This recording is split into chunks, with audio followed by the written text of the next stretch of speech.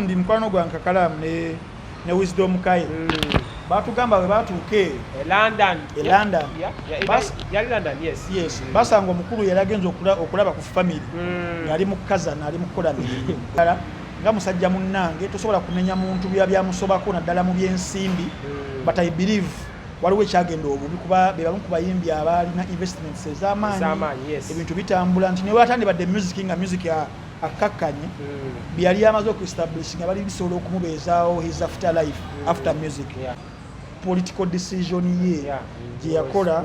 I think awo bitandikira okugotaana. Yes, and I think it was wali kibayita career blunder oba career suicide. So Mayinja tekyamutuuka kubanga, ladies and gentlemen, I'm breaking the news. Wonder Boy Media, Joey Landa, ne Jeff Chiwanuka. You're not ready for this. Okay. Spice Dana, you're not ready.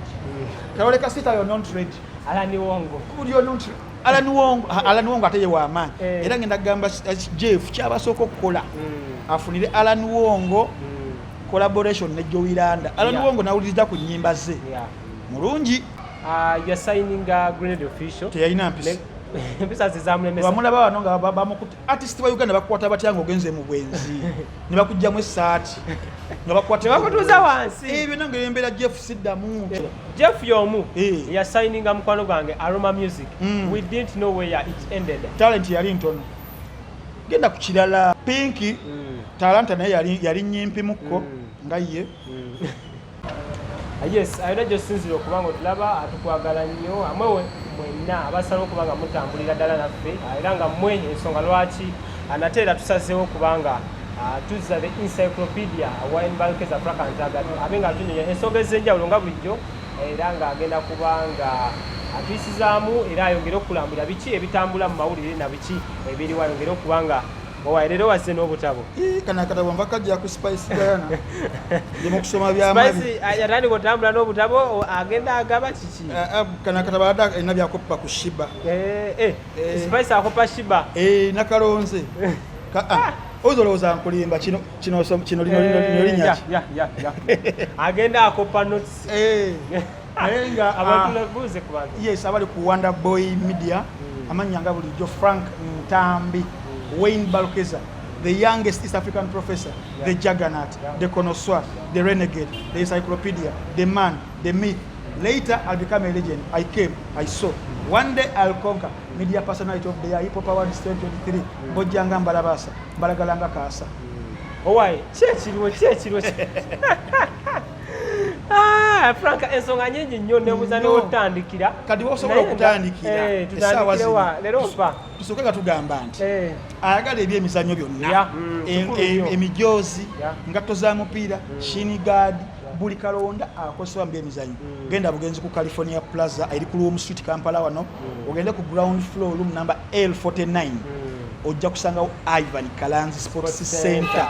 Mu buufu bwe bumu era Ivan Kalanzi akola ku kaboozi asinga obuweereza omupiira mu Uganda agamba gwe wenanga oyagala kusiba ku ttiimu nti maani ya Arsenal, Chelsea, Liverpool nteke kwani nyiga koodi eno mu ssimu yo oba olina MTN oba Airtel star 210 star 20 star emu hash njiddamu star 210 star star 210 star 20 star emu hash ndi encyclopedia sera osobola okubanga yes munno wakibo bagamba nti gwe wenna ali eyo ng'oyagala kulaba firimu enjogere mbavijje ba Uganda bonna funa simu yo Android oba iPhone genda ogyeyo application gyo downloadingira okiteeke mu simu yo oregisteringe nabo ku mitwalo 3 egya Uganda omwezi ojja kulaba firimu eziwera n'5000 oba omutwalo singa obeera olina obudde ne data firimu enkadde n'empya be baganda baffe abamu bavijja ab'enjawulo vijje bonna ab'enjawulo Junior, Jingo, Emmy, ISP, Sami, Maka, Kevo vijje Ntambi naye ngenda kujja essaawa yonna.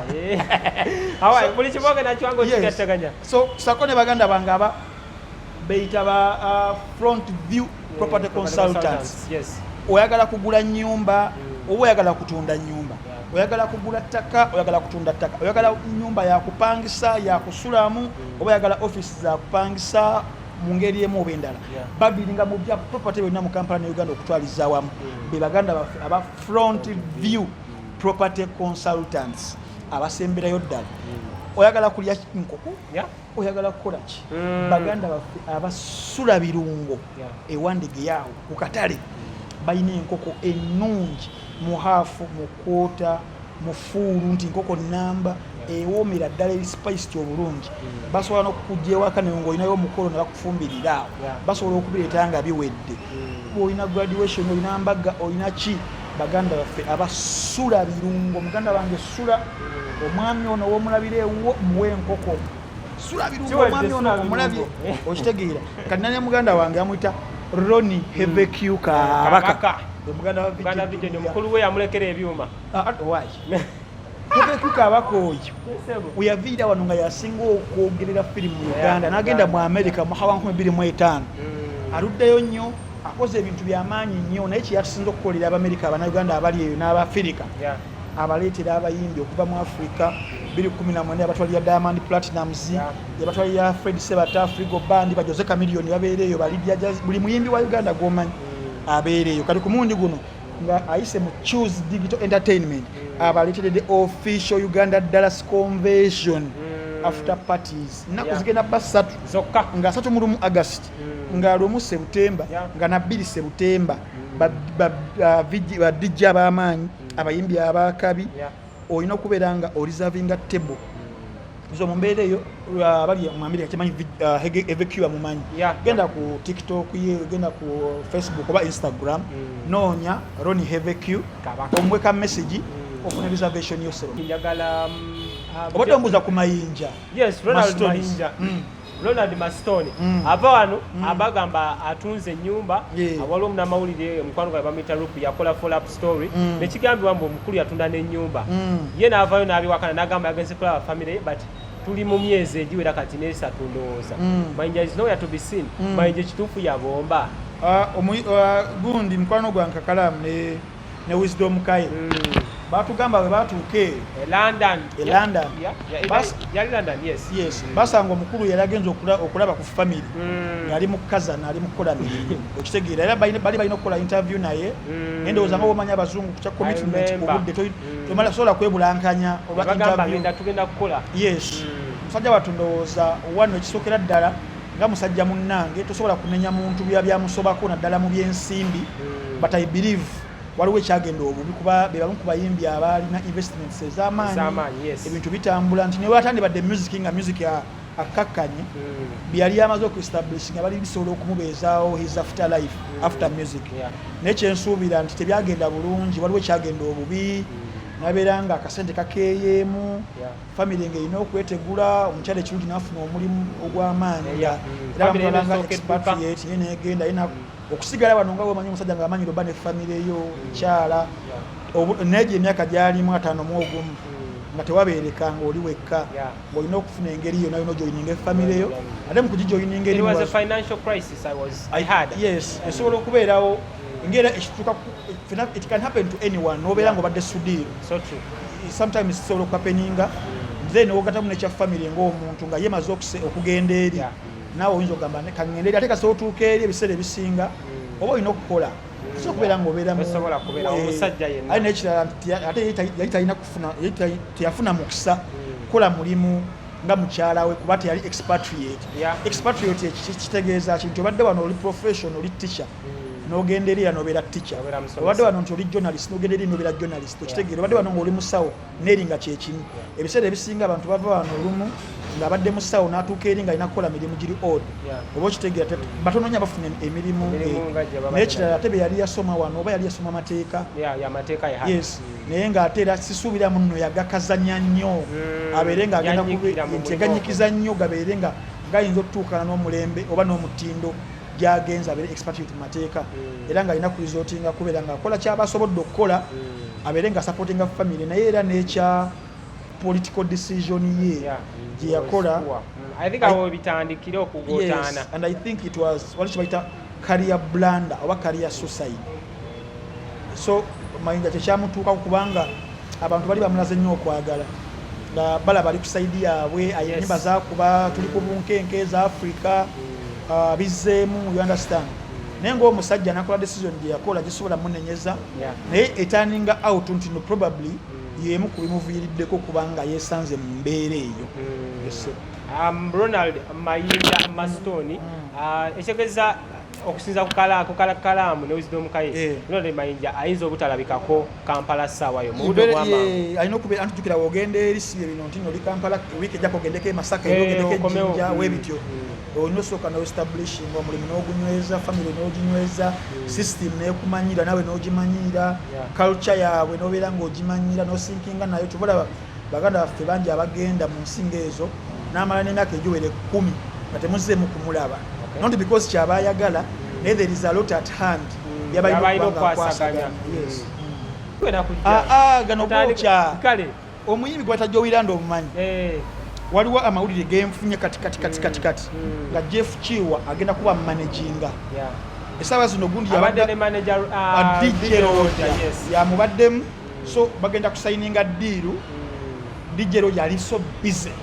Okitegeera ate ng'omwana oyo potential ye y'amaanyi, omwana amanyi okuyimba, omwana alina empisa, omwana yasoma, omuwala mulungi nnyo y'omu kwasinga okulabika obulungi bayimbi ba East Africa. Kakwano akamala n'okukola interview ye kayina ennyimba ezakabi wala olimba Rolex olupya, kayina EP ejja mu myezi awo egitali gyewala.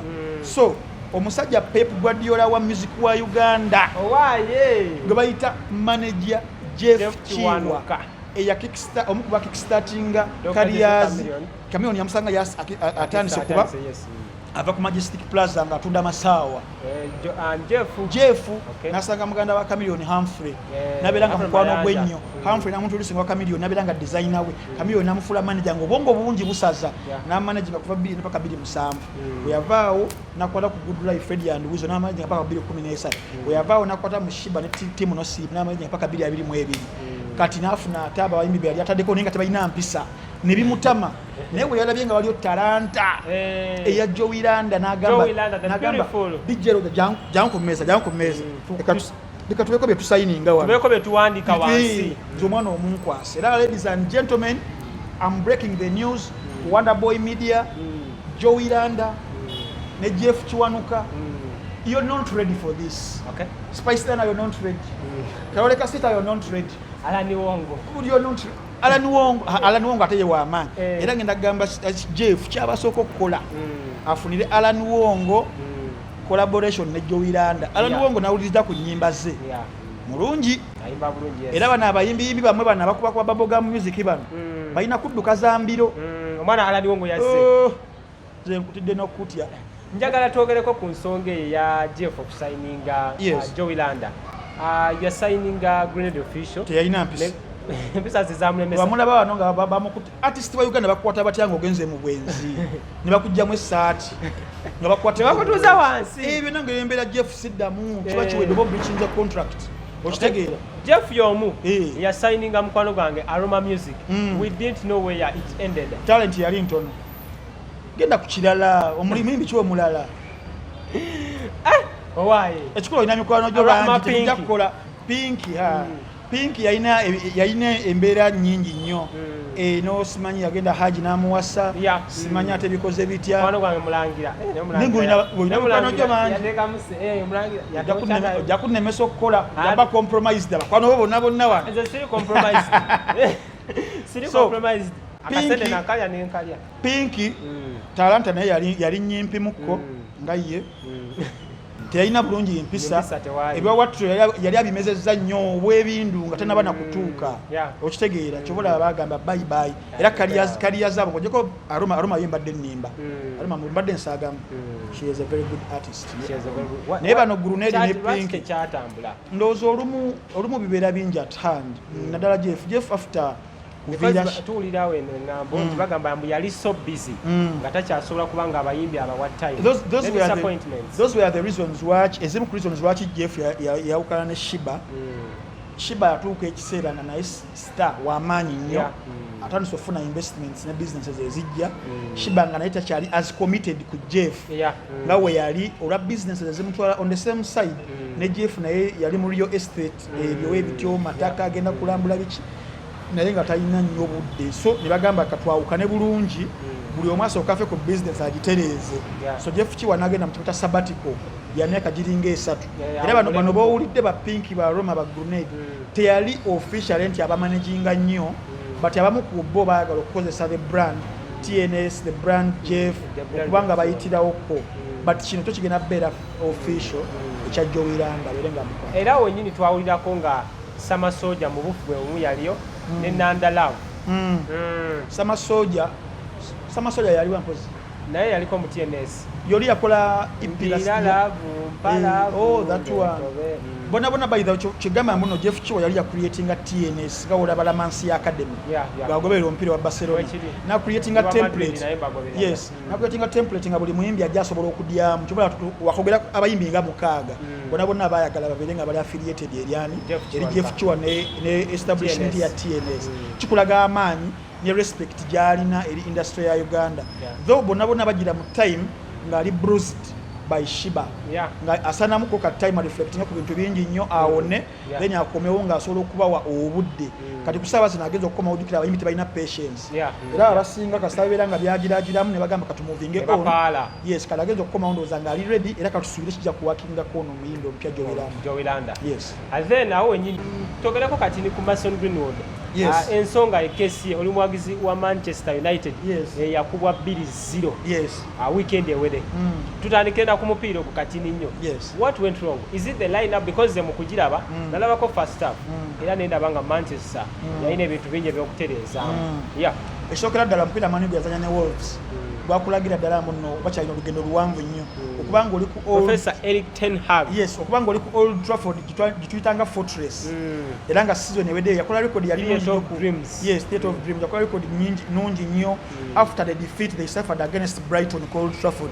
that was the league opener mu 2022-2023 Man United yaddamu kuba mpira ku Old Trafford agwali 2-1 then bakuba Brentford kwawe 4-2 Man United yagifula fortress ngekubirawo ate ngezanya bulungi wechaza Wolverhampton mu opener ya season eno esamba yali mbi nnyo wadde yawangula era yawangulira kakisande no referee ne VAR bali mu favor yaabwe so ne bakuba mani ne bakibamu ebituli by'amaanyi so mani byakyala ku Spurs nze natyamu ng'omuwagizi waayo kuba tebadde nkyaze ennungi mu myaka gino 3 ena naddala ku tiimu ezo ez'amaanyi ziri mu top 6 top 8 so bakyala ku Spurs yali emaze okuluzinga Harry Kane ate nga teguze nnyo kiri awo Madison of course emuyina naye Spurs are looking a bit more organized than Man United okitegeera ate n'ekirala Man U nefuna obuzibu wakati awo eyina obuzibu wakati awo nti Casemiro gwe bali bayimiriddeko season ewedde tukize tugane nti nemyaka 3 gibeera mingi ku muzannyi w'omupiira game in game out ne position eyo ya holding midfielder oba toyina muntu akuyambako nga ayina the same strength and ability kiba yes kati kyamumenyamu nnyo Casemiro nti tiimu yagyetika nnyo ku bibegabega bya season ewedde this season yalina okufunayo omuntu kwasobola okuwummulirako naye nabeera nga tatekinga big role so ate ne bakola blanda mu signings zonna ne basigninga omuntu ze gwensuubira nti teyali signing nnungi ya Mason Mount ate Mason Mount role ye ku Chelsea teyali a bit laid back na ku United ku United bakulaga bamutalekako nga Anchorman ne Casemiro Bruno nabeera mu maaso gaabwe ku Chelsea yabanga ku left side of midfield nabeera ne 10 ng'ali advanced nnyo ne sawe nali laid back alina okutracking alina okudduka bakyalina okuzanya emipiira egiwerako kubeera nga akakasa I think okutasabisa yali wrong baali balina omusayininga Sabitsa naye yabeerawo naye teyakakasa kimala Man U ebyaddala yalina okufuna nakati winde kyali open kyalina okufuna holding midfielder alina the same ability nga Casemiro Fred Bangali yabeerawo after his signing mu 2017-2018 talaze nnyo buvunaanyizibwa nga yaliwo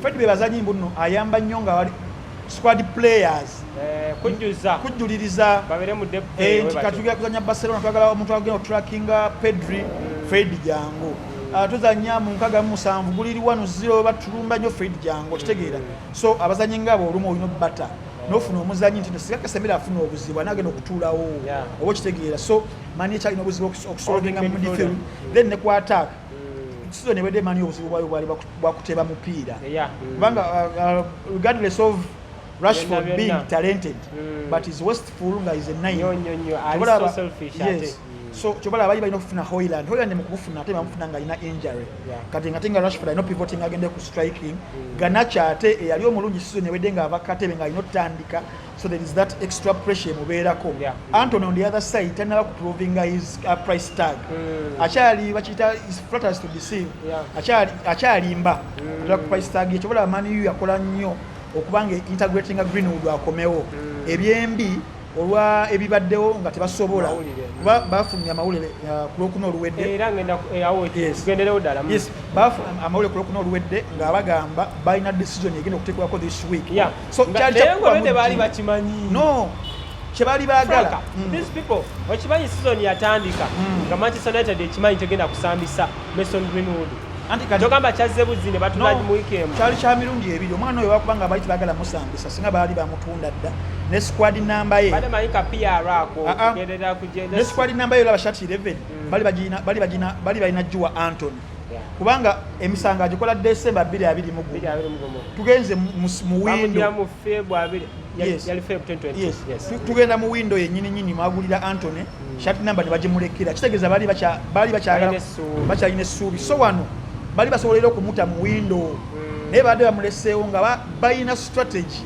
eya PR eyaba spinners abasinga bantambi babaleete kati spinner ntambi w'Ebungereza n'agamba Richard Arnold soka tusulayo ejjinja tulabe abafunga statement eyo ne bagamba biki bla bla bla bla nga wagiraba organization z'abakyala biki bavaayo Man U nga yandiyagadde naye kyatuka mu reactions mwe basomera kibali baagala baweyinge ebibi comments embi n'ennungi nekigenda okujjanga 70% tebaagala naye Franka we're looking at the picture nti Mason Greenwood kizuuliddwa nti emisango teyagizza era ne omukyala n'amuwasa n'azaala n'omwana essawino he's a father kati ebiseera ebisinga ebintu ebiri sentimental singa nkeera n'enkola ekintu ekiri very criminal kooti nennejeereza omuntu ono alaba tekimuvaako muno because they know how legal systems work sometime they might work in the favor of someone who is strong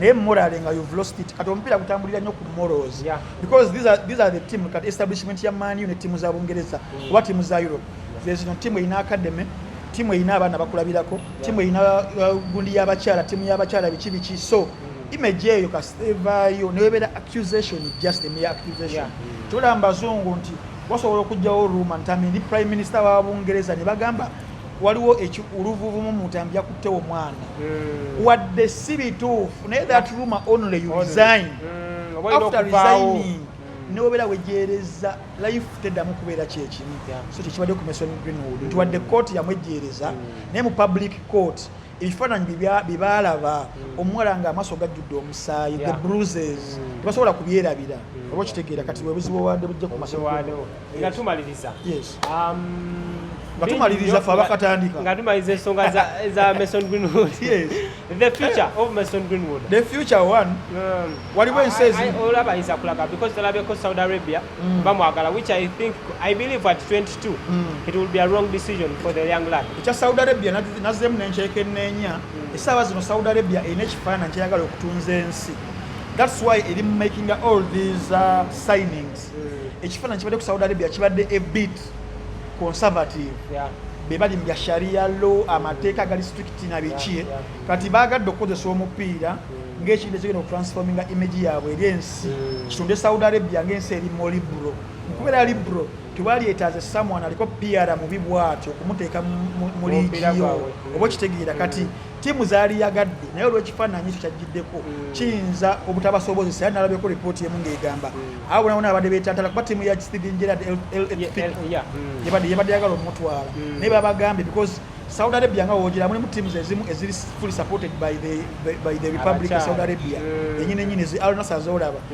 ba Khalifa benyine abafuga eri basiteeka mu stegere so balina ekifaananyi kyebatayagala kubeera nga kirabikiramu kubeera nga batereeza liigi yaabwe option gyayinza okufuna eyinza okuva Italy oba Turkey Italy ensi zo nga olaba zo zaba mafia tebagala kumanya era walaba ne Silvio Berlusconi yali prime minister wa Italy yali nanyini AC Milan nga bamusaba ogunadda mulala abamulala adda mulala bwati okitegeera kati bo tebafaayo nnyo then ne Turkey nayo era ogenda okulaba bo ba gangster nnyo sayinza okugenda eyo akyasobola okuba omupiira n'atuuka nga we twali tuzabye future nti ali ayinza obutasobola kuba kino ekimutuuseeko kikosezza nnyo psychological momentum ye unless otherwise but it will take time okuddayo kubeeranga ku Greenwood gye twali tumanyi yes naye because ali gifted tayinza kuvaako nnyo naye we've seen other talents eziruuzinze kariya zazo nga nto ojjukira aba Robinson the South yali mulungi nnyo but at 24 kariya ye ng'eri mu kuyuugayuuga okitegeera owanda bweyigi gwe mukutu gwe tuli hands pro life ge manya gange naye nga oli omuyimbi wange yaani Alani Wongo njagala alabe video eno alabe the professor ng'omujja mu Mayinja omuyingiza mu Greenwood omutwala mu Jeff Chiwa omutwala mu bizungirizi omutwala mu science onyonyola waggulu tonyonyera kungulu kibaita encyclopedia the professor